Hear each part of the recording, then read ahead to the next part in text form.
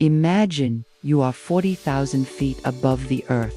The air is thin, the silence is deafening, but your heart is pounding so hard you can hear it in your ears. You are not alone up here. You're in a dogfight. Your life depends on a split-second decision, a turn taken too slowly, or a burst of cannon fire from an enemy you can't even see yet. Now, imagine doing this in a place so dangerous, they named it after the very weapon trying to kill you. Welcome to MiG Alley. This isn't just the story of a place. It's the story of a secret war within a war. It's about American Sabres, Soviet MiGs, and the ghost pilots who weren't supposed to exist. Today on the Deep Dive, we are going head-to-head with the legends of the Korean sky. By 1951, the Korean War had ground into a bloody stalemate on the ground. But in the sky, over the northwest corner of North Korea, a different kind of battle was raging.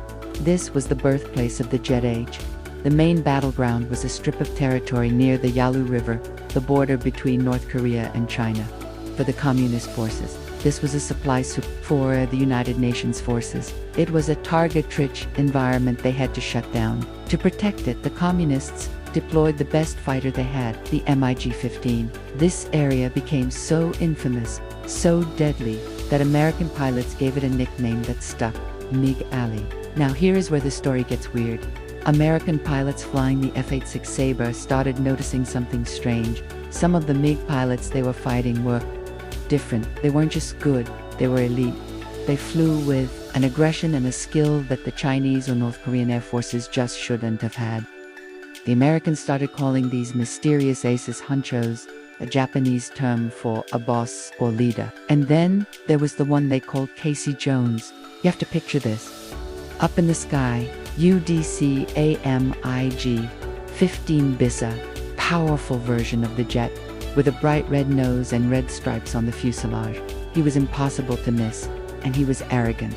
He'd fly high, often alone, like a lone wolf, waiting for a slow saber to wander away from its pack. Then he'd dive, guns blazing, and disappear. The Americans thought he was a ghost. They named him Casey Jones after the brave railroad engineer who never abandoned his train. But this Casey Jones wasn't Korean or Chinese.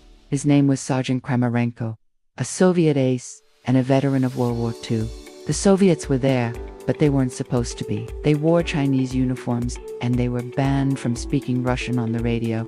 They literally had Korean phrases phonetically written on their kneeboards. But in the heat of combat, instincts take over. They'd start swearing in Russian, and the Americans listening in would realize, oh, it's you guys.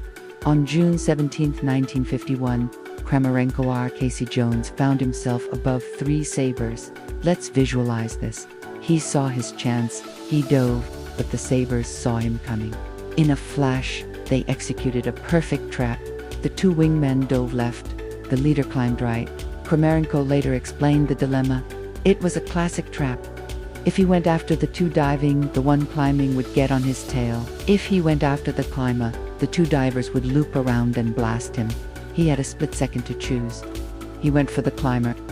He put his MiG behind the Sabre, lined up the shot at 500 meters, and opened fire with his cannons. That Sabre he was shooting at was being flown by Lieutenant Colonel Glenn Eagleston, a decorated ace from World War II. And he was in trouble. Another American pilot, L.T. Cole Hinton, saw the whole thing. He watched as Kramarenko's shells ripped into Eagleston's plane. He saw the sparks, the flames, the smoke pouring out of the fuselage. It looked like the end for Eagleston. But just as Kramarenko was about to deliver the killing blow, Hinton and another Sabre got behind him. Now the tables had turned. Kramarenko, realizing he was now the hunted, broke off. He used the MiG's superior high-altitude speed to dive flat out towards the Yalu River. He flew low, using ground fire from a dam to shake the sabers off his tail. And Eagleston, miraculously, escorted by Hinton, he managed to limp his shredded Sabre back to base. The plane was too damaged to ever fly again, but the pilot survived. It was a draw. But the war of nerves was just getting started. A few months later, Kramarenko was back in action. He and his regiment were on patrol over Anju when they were jumped by Sabres. They fought off the first wave, climbing to 9,000 meters. But as they did, a fresh group of Sabres came screaming down from above. Kramarenko, almost out of speed, pulled his nose up and fired at the lead saber from 600 meters. He saw his shells hit, he saw them explode on the enemy plane, but as he turned to rejoin his group, he realized the trap was deeper than he thought. A new group of sabers was directly above him. He gave the order to turn, but it was too late. He felt a massive impact. His MiG-15 started spinning violently, out of control. He was pinned against the side of the cockpit. The controls were dead. He thought the wing had fallen off. In that moment of spinning chaos, knowing he was falling vertically towards the earth, he made the call. He reached for the ejection handle, pulled it, and blacked out instantly. When the war was over, the numbers were staggering.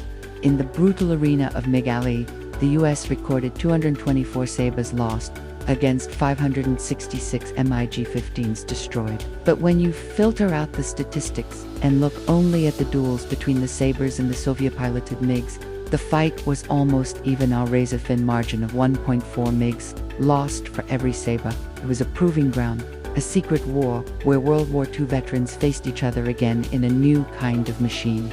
As for Sergei Kramarenko, he survived that ejection. He was rescued for his actions in Korea. He was awarded the Hero of the Soviet Union. He lived a long, full life and passed away in May 2020.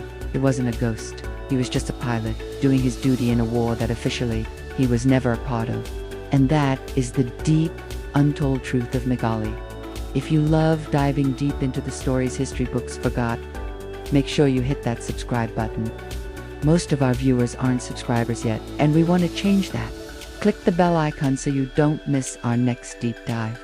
I'm Rana Asif, and this has been the Deep Dive. See you in the next one.